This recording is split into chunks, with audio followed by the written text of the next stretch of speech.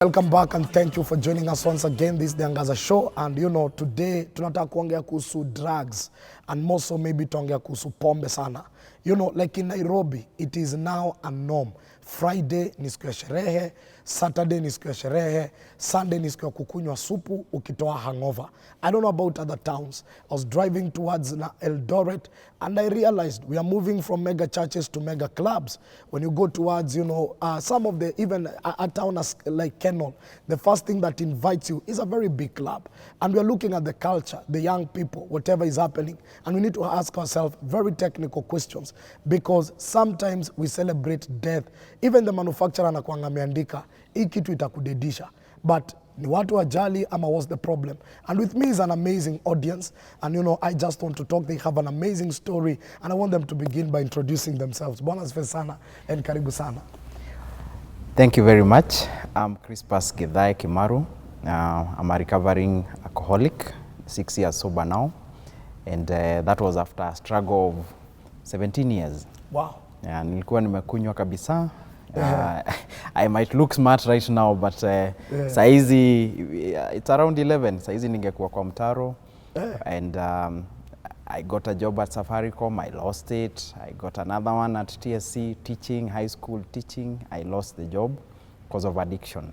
So being in a platform like this, Pastor T, this is amazing. Wow. The fact that we are talking about kitu inatusumbua, but we don't want to talk about it. We are avoiding the real talk. Yes. So having an opportunity like this is amazing. Well, thank you very much, Crispus. Yeah. Unajua wase wengi that were affected, many are men. Yes. Majority. Now maybe utatuambia maybe some Yes. of the contributing factors. Yes, maybe you can introduce yourself. Praise God. Amen. My name is Angaza Mwenda. I love Jesus. I'm a mother and a nutritionist by profession. And I'm the founder of Sober Living Youth Summit. Okay. And last year, which was March 22, God reminded me of a past. Nilikuwa nikianza kukunywa when I was 18. I was a student.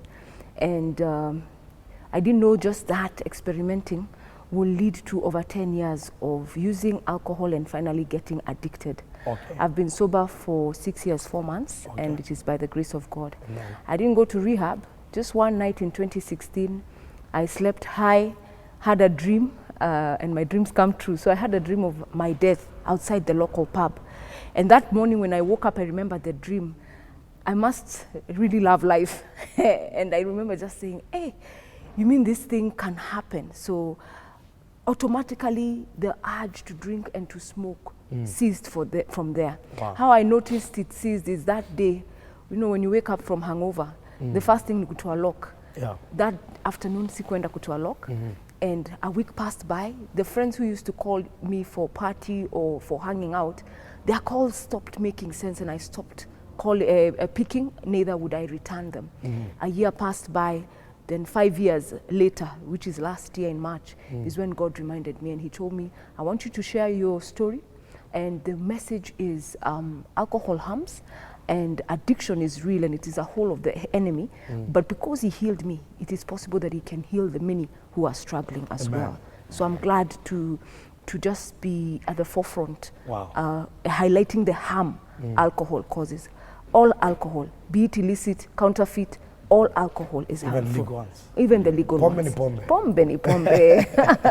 We'll come to that conversation. Yeah. And I like it because I have two audiences, supernatural encounter. Najua kuna wale wasemanga mi kitu ilinitokea nikawacha, and then kuna wale wa process niliwacha nikawacha sasa nimewacha. So maybe we'll begin with Crispus. Maybe just briefly, how did you get introduced to alcohol? Yeah. What is the picture? You just shared a synopsis, Yeah.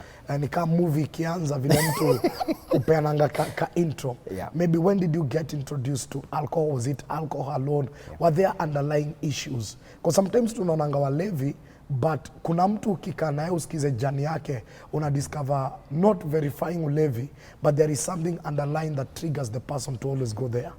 Yeah. I started drinking at 16 years. I was in Form 3. And like for most people, it started as fun. Kamoratina in the village. I'm a village boy. I grew up in the village. Which village? In Karatina, somewhere in Kiaruhiu, Madera County. Okay. where the DP comes from. Oh, where we are becoming extinct. Yes. Okay. Where nursery schools are being closed. Wow. Okay. So in the village, when people have these communal activities, sometimes in the evening, the young men will have fun and maybe drink. I was still a young boy, but I saw my brothers, brewing some Moratina and giving it to the guys. So I tasted. And I was a small boy, and I never mingled with the others because the others were bigger boys. And when I tasted that Moratina, I don't know even whether I got high, but I felt at home. I felt courageous. I felt I could talk to other men. And I knew I was in school, and I didn't want my parents to know. So I saw that when I got to Form 4, or after Form 4, I would start drinking. At that moment, I didn't know there were underlying issues. And when in 2000 I got to Form 4, the first thing that we did with my friends, 3 of my friends, was now brew our own Moratina in the village. Vibuyus there. In the village, you just need to present, unapea the brewer some sugar canes and then a kg of sugar, that's all. And you have vibuyus, like 20 3 liters. of them. Yes. Way. Yeah, so I didn't know there was a method or a technique to drinking. I thought it was just like water or juice. So I started drinking, and I blacked out. That was a warning sign. I didn't know. I blacked out and get crashed into a wedding in the village. I can't say I consciously did it, but mi nilijipata nimeanguka na napewa maji hapo kwa what do you call it? Hapo kwa reception. The bridal party is around me. So Pastor T, I thought I had woken up in heaven because hawa nilikuwa naona kama ni malaika, in white. Alafu napewa, sugary water. Kumbe nimefaint hapo, napewa maji niamke. Mimi nafikiria sasa, this is Abraham giving me, the land of milk and honey. These are now angels welcoming me, come on Christmas. And then, nikasikia nimevurutwa, nikarushwa hapo kwa shamba sasa. That's when I realized, oh my God, huyo ni nani na huyo ni nani, oh my God. And I ignored the warning signs. So after Form 4, I now came back with a bang, ready to drink, ready to get that Dutch courage. What I didn't know was that there were underlying issues. I had emotional issues. I had low self-esteem. While other younger, maybe my age mates were mingling with girls, I didn't have that courage, you see. So, but nikikunywa, ungenipata huko village. Not even 18 years, shouting in the village. And before my parents knew, I think it was already too late. I was already going to campus. And by the time I went to campus, Moi University, I was almost a full-blown alcoholic. Mi ni wale ungepata nimelala kwa mtaa, kwa street. I remember one time watu wakienda class, lecture halls, mi nimelala hapo Margaret Thatcher Library. Wananiamsha, hey Chris, kwani nini? Na nimelala nje. Yeah. I remember 2002 while people were voting, mi sikuwa na hata ID, and that was my first election. I didn't vote. Nilikuwa nimepoteza. I would lose things, I would sleep in the streets. And now from the alcohol, did you clear campus? Yeah, I did. By the grace of God. By the grace of God. But in campus, that's where now I discovered Changa, Busa, and then to make matters worse, I got cross-addicted to sex, prostitutes and all that. And so my addiction was not to another substance. I tried bangi, but it wasn't that exciting. It would make me feel like sleeping. But I wanted to get excited and talk to ladies. I started now high-end drinks, and it was the same thing over and over. And how many days can you afford high-end drinks? So I ended up in keg, prostitutes, keg, and all that. So umeingia kwa street and all that? Yes. I was rescued by my mother. My mother sent my younger brother to come for me. I remember he came for me in a Changa den. I didn't even have clothes or anything. Na ulikuwa unatoa wapi do? Sasa una job? Either collecting plastics or going to a cyber. I had learned about easy writing. So I go to a cyber, I beg the guy, give me just a few hours, nifanye ka job, nikipata punch, nikulipe maybe 60 bob, ya 1 hour, 2 hours. The rest, kunywa tu. So eventually I was taken to Karatina, like rehabilitation now. But eventually I ended up starting drinking. But I got lucky. I remembered I had taken a bachelor's of education degree. So I applied for a TSC job, got a job in high school.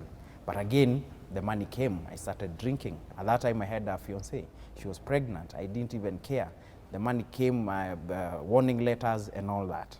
And at one time when she was pregnant, in 2014, Pastor T, I just felt I had tried. At one time, I had even walked into Chiromolin myself, because in 2011, I had woken up around Westlands. I didn't even know how I moved from Kariobangi to Westlands. Niliamka mahali, nauliza soja, huku ni wapi? Nauliza, wewe unataka huku kukue wapi? Naona kama ni Westlands. Yes. So I thought, I didn't have an idea, I didn't have anything. Yeah. So I started walking towards Chiromolin, because I remembered there was a rehab there. I had heard David Ogot mentioning Chiromolin. But now, in my mind, it was on the other side of the mortuary. So I went to the mortuary. You know, I was dirty. And those, I'm recounting this because it's funny. Those guards told me, nikawambia, I'm looking for rehab. Akaniambia, hapa ni mortuary, lakini venye unakaa wewe utakuja hapa very soon. Vuka ile side ni huko. So as I was crossing the highway, I thought of maybe finishing it all, nijiue ama something like that. That was to happen later in 2014. I attempted. You know, just listening to the story, uongo, kuna hiyo point hado kusema una commit suicide, kuna watu watai kurespond, unaona. You know, this is another story that this guy is cooking up. And we've heard stories like that. Kuna mtu alisemanga, when people send such messages and then they commit suicide, the next thing people say, nasi angetuambia. And the truth is, uliwambia. But the ground is that there was no foundation of truth. Maybe we can listen to Angaza, you know, because I read somewhere and they are saying there are more women who are alcoholic and they don't know. And they are giving this analysis and they are saying because of the social structure, I know right now dem kwenda club na nini si big deal, but bado kuna ako ka criticism kauni dem. Ukiingia zile maklabu zenye unakutanga bike kwa street, most of the times you'll find many men. But they're saying there are more women with alcohol in their fridge. So nakuta ajaijwa ni alcoholic, but haizi lala before apige glass mbili za wine, akipika ako na kamzinga ama kuna kitu. And you know, some of them, they even say there are more women smokers than men. That's the statistics. I don't know how your journey was and how, you know, the whole thing, the encounter came. I agree with you. Many women are hiding, mainly because of who a woman is in society. She's a mother. You know, a woman is looked unto as someone who should be responsible. And many women are drinking and hiding because also if you are an alcoholic and you lose the control, it's a disease, it's a brain disease. You may lose your children, you may lose your home. So many women are in hiding. Many are in church and also hiding at home. They cannot sleep without the drink. So for me, how it all began was we grew up in a very well-to-do home and life was well cut out, you know. And I remember after high school, going into a school where I studied for the career I wanted. I wanted to be a pilot. And so I go into flying school, my parents are supportive and everything. And when I got my license, my flying license, I was waiting to go abroad to pursue a commercial, come back and work for the national airliner. But what happened in flying school is I have been brought up in a sheltered home.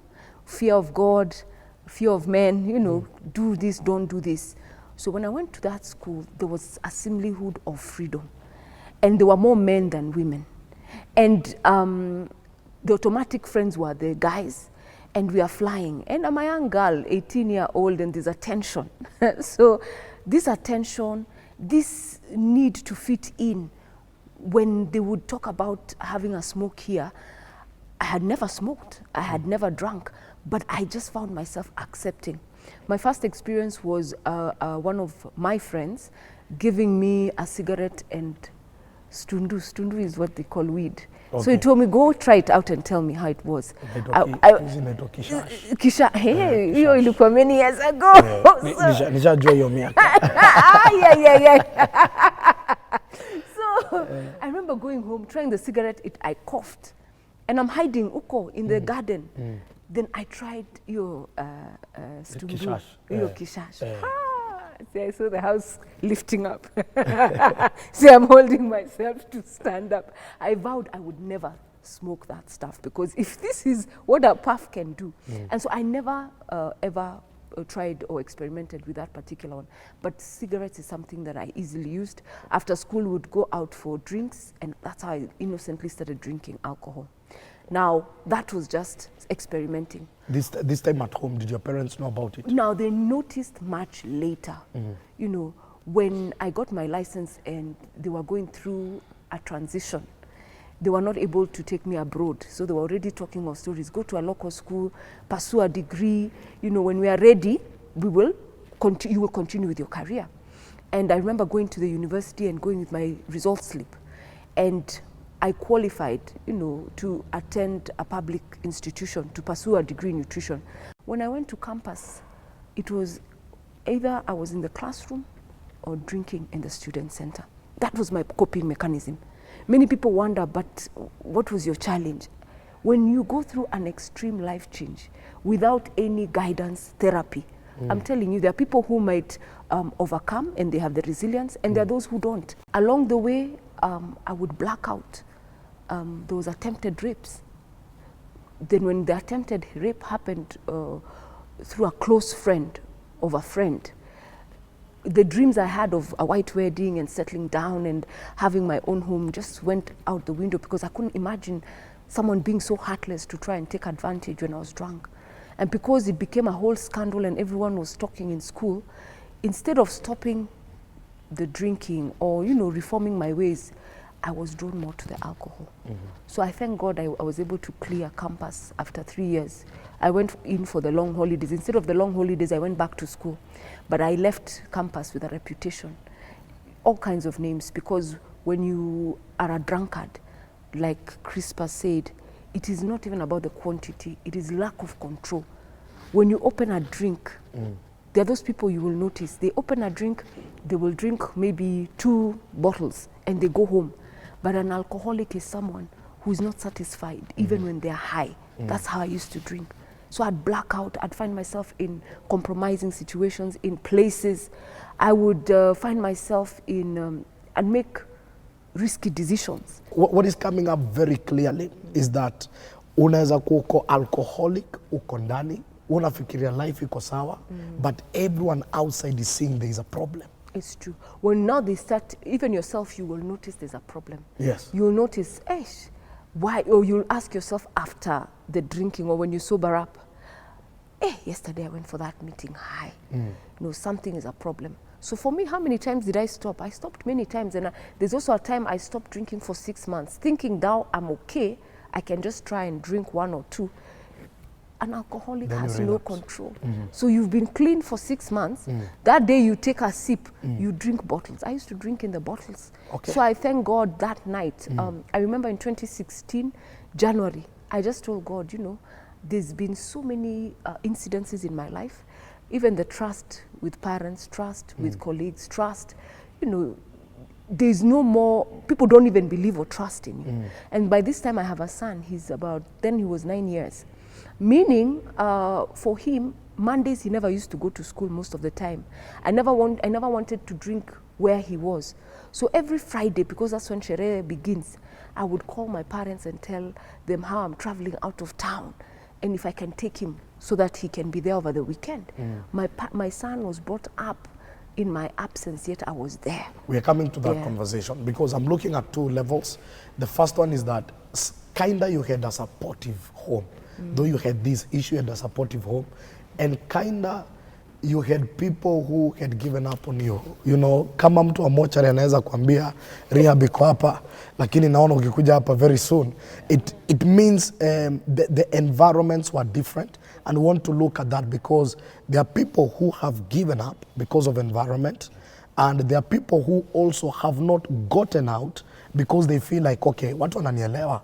You know, mimi ule mlevi. And they always say in every family, there's that one drunkard uncle or drunkard cousin who ni roho safi, but it never changes. Anyway, we are having this conversation. Of course, it's a serious conversation. The hashtag Sherehe, majority of the young people, you know, when I look at when we look at the second company that submits the highest tax it also tells you that the amount on investment on alcohol in this nation is so high. And the question is, even in the age of depression, is this the way to go about it? Because, you know, if you ask me, alcohol is not an asset. Alcohol is not something that utakunywa alafu ende upatiwe shares. It's something you just spend and it is wasted. Anyway, we're going to have this conversation and just see how did they get out and maybe how is the way forward and how can you get help. So immediately after the break. So welcome back and thank you for joining us once again. This is the Angaza show and we thank the Lord for the opportunity. And today we are talking about drugs, and to be very specific, we're talking about alcohol. The spirit ya sherehe is the order of the day. I think anyone between the age of 18 all the way to 35, majority of the young people are caught up in this wave. You know, just looking at where we are as a nation, if the conversation does not happen, I think in the next 10, 20 years, we're going to have a very depressed nation if nothing happens at this hour. One, when you spend in alcohol, those are not shares. It's a liability, it's wastage, you never recover that money. Time is not on our side and time is forever flying. People have lost opportunities, people have lost deals, people have lost relationships, and people have lost even trust. People don't trust them. And here is two amazing stories. And now we want to get to the place of the solution, the conclusion, and also the way forward. Watu walikuwa wanaona wewe jipendi, umewaste maisha yako. Yeah. Because what I'm getting out of this conversation, when you're also dealing with an addict, don't tell them what they have been hearing. Yes. Like you're useless, you have papers, you've wasted your life. It means that there should be another voice, possibly of speaking value. Yes, you're a drunkard, but you can be a great person. Because I think many alcoholics already wanakuanga ni kama wanajua hii kitu itanimaliza. There's something you're saying in the break. Walevi husema wacha tukunywe hii kitu watoto wetu wasipate. Wasipate, iishe. Isiwaribu vile metuharibu. Yeah. I don't know, those are the conversations. Hata kuna wengine ukujua wanasema what does it benefit a man kwenda heaven na maini fresh, Yeah. you know. But you know, those statements look like jokes. Yeah, they are not. But deep down, people know I'm damaging my life. They know this thing is not helping me. Yeah. They may make them as jokes, and so by telling them nikukufa utakufa, you're just affirming their greatest fear. Yes. You see, there's something you have said about speaking values or speaking positively to the addict. Kuniambia tu Chris, najua una struggle, lakini there's still hope. Most families ufikiria ukituongelesha vibaya, sasa wewe tulikufundisha hii ni maisha gani, you are useless. I was called useless so many times by people who were close to me. And what they didn't know was they were just pushing me deeper into the hole. Yeah, the only person, and that's how I stopped drinking, the only person I went to na akaniongelesha vizuri, it was in a community center in Choka. That's where I used to stay. Sasa nilikuwa nakunywa nikufe. But on that day, February 8th, 2017, I went to that community center. They had a counselor, a seminarian. It's a Catholic based. So I went there and this guy listened to me for almost 2 hours, nikilia.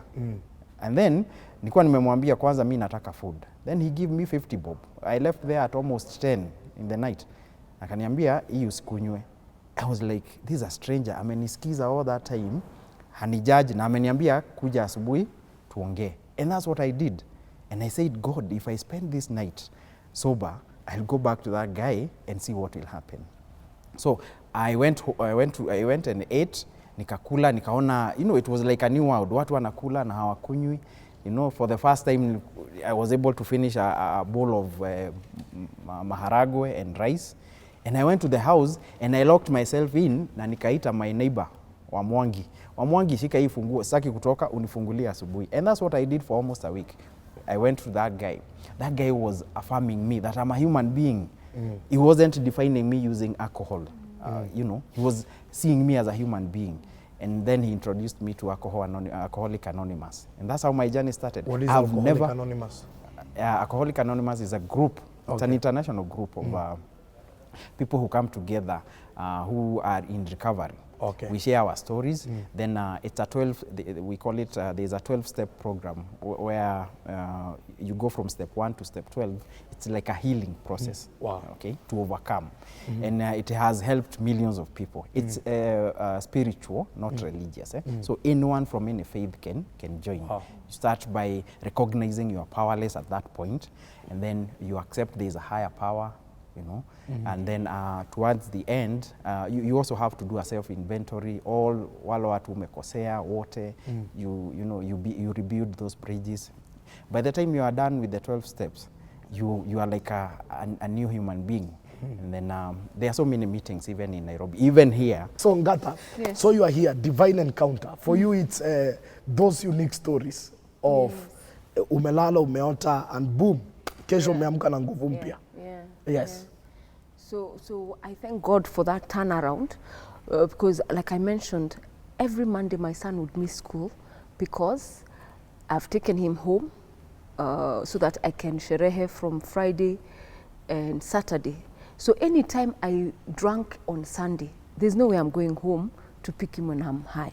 So those are the kind of interferences that happened in the family setting. The first date, we had drinks and I was dropped home and I had to be taken to the place for sherehe the next day to pick my car because I was too high to drink.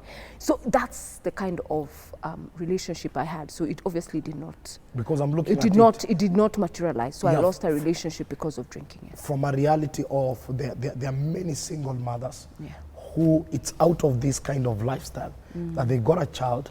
It was not a relationship. Yeah. Because when drunkards meet, the thing that joins them ni Is it- pombe. yes. Hapo hakunanga love. So once you take alcohol of the equation, you know this thing is over. Yeah. And there are many people raising children right now where even the baby daddy will tell you there was nothing between me and this lady. Some ran, Yeah. some are picking up their responsibility slowly, some don't even know what to do. Not even to talk about the many abortions that are being procured because of this kind of setup, and the many women feeling empty because some are on that table drinking, not simply because they love the alcohol, but as you said, they feel so empty and they feel, I've done so, mess up sana, mi hata church hezi nisaidia. And so, and I always say sometimes the happiest are the most wounded. Yes. Sometimes, wale ukanikama, they don't care about life. True. You call them aside, you realize they're going through so much. It is true. So now here is your son, but right now you have good relationship and all Yeah, that. everyone has. We Amazing. have a good relationship. I remember even the father really trying to intervene. Everyone in my life tried to highlight the challenge, but I never took it positively. Okay. So anytime anyone would highlight, I would cut you off. So that was the order because I was in denial. I respect what the deputy president is doing, spearheading and even going from county because they started in central. But as we address the illicit, let's also address the harm alcohol And you say causes. Central is not the leading. It is not. Western is the leading. Western? Kenya? Western Kenya is leading when it comes to illicit brews. Or illicit? Illicit. Na ni county gani inaongoza kwa walevi? Gani? It's still Western. It's still Western. In Central, it's the second generation. Nauliza walevi. Nairobi unataka kuniambia tuongozi? Nairobi is number 4. Nairobi is number 4. Na hii kelele yote? Yeah, the statistics show. All so. statistics. Yeah. So if people spend 79 billion in COVID and we are a third world country, I believe some things don't need prayer, they need common sense. Yes. Because- Policy change. Yes. Policy change. Even not policy, I'm just trying to assume, naongea na mlevi saizi, namwambia boss, kama tuna assume ni watu wako 35 kwenda chini mpaka 18 ndio wanakunywa, na sisi ndo tuna complain hakuna job, sisi ndo tuna complain life ni ngumu, sisi ndo tuna complain vile vitu zimekuwa hard, na tuna spend 79 billion whooping amount in mwaka yenye hakuna kazi. Because it was during COVID, na hiyo tunakunya mtaani.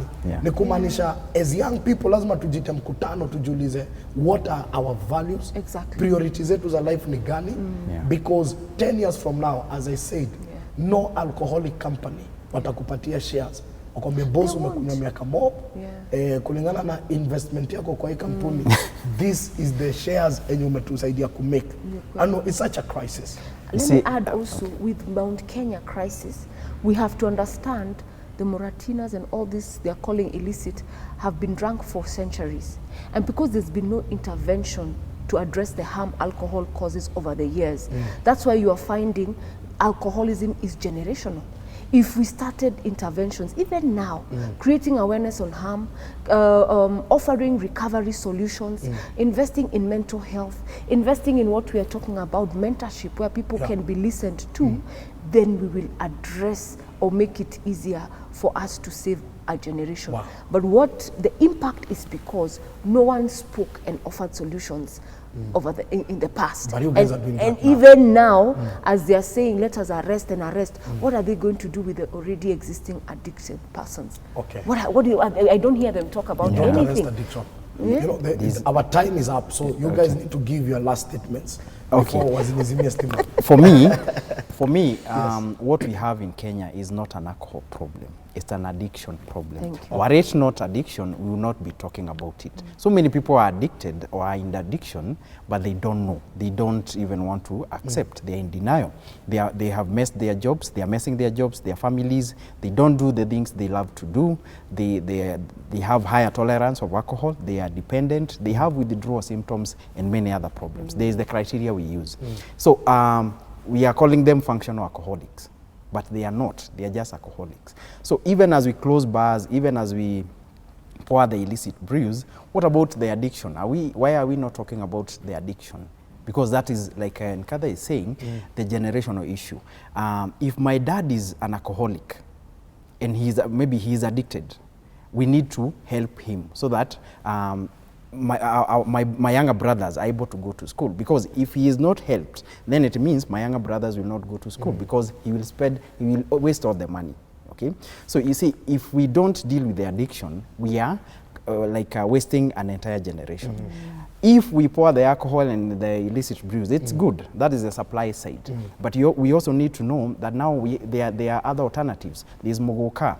There are tap-taps that people are taking if the alcohol is too expensive or unavailable. Addiction will demand to be addressed. It will demand, it has to be addressed. So people will just divert. They will just divert. From one substance to another. Yes. Yeah. Wow. There is a Yes. Chavis, for instance, Yes. 10 bob Yes. from a Masai, Yes. and somebody is high. 10 bob, you just put it here and you are high. There's Yeah. vape. Are we addressing that? There is vaping. Which is in high schools. Yes, it's No, all no, over. short, what we are saying, we just need Jesus. Yes. Amen. You know the conclusion. Yes, there's an emptiness that you really need. And actually, Pastor Yes. T, you are doing so well.